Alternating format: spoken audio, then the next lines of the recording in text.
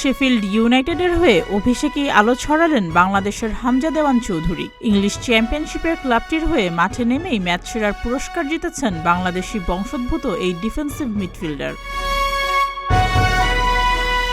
শনিবার ডার্বি কাউন্টিকে 1-0 ব্যবধানে হারায় হামজার দল শেফিল্ড ইউনাইটেড।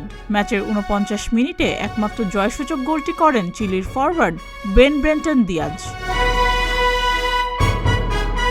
ইংলিশ প্রিমিয়ার লিগের ক্লাব লেস্টার সিটিতে বেশিরভাগ সময় হামজাকে বেঞ্চে থাকতে হয়েছে। বদলি হিসেবেও খেলার সুযোগ কমই পেয়েছেন।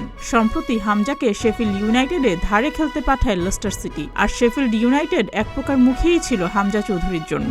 Sheffield United coach Chris welder হামজার ভক্ত, সে কথা বলেছিলেন আগেই।